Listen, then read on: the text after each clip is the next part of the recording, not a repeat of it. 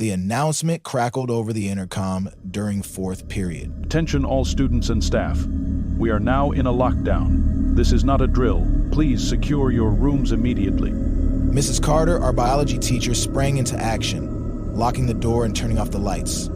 She gestured for us to move into the corner farthest from the windows, her face pale but composed. The room fell into an uneasy silence, broken only by the sound of muffled whispers and the faint hum of the school's ventilation system.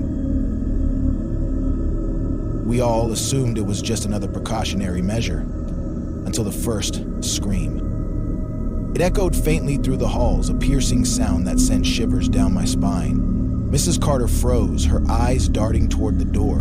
"What was that?" whispered Jacob, his voice trembling. Quiet. She hissed, holding a finger to her lips. Another scream followed, this one closer. Then, a loud bang reverberated through the school, like something heavy being slammed against a locker.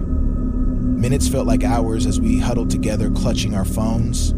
Texts from friends in other rooms came pouring in, each more alarming than the last. "Something's in the hallway. It's not human. I saw it.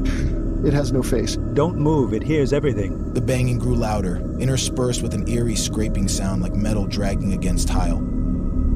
It stopped outside our door. We held our breath, praying it would move on. But the handle jiggled. Once. Twice. Then came the whispering. It was soft at first, an unintelligible murmur that seemed to seep through the cracks around the door. It wasn't one voice, but many, overlapping and discordant.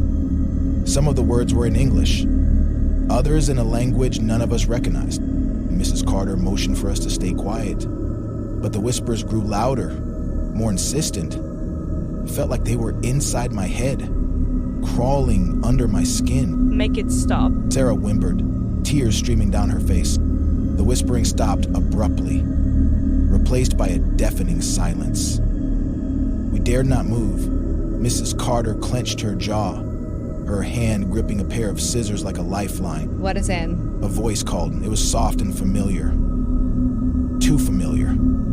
It sounded exactly like Emily, a girl from our class who'd been sent to the nurse earlier. But Emily couldn't be out there. "Move," the voice pleaded. We all looked at each other, unsure of what to do. Mrs. Carter shook her head.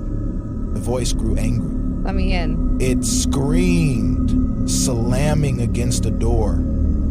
The handle twisted violently, but the lock held.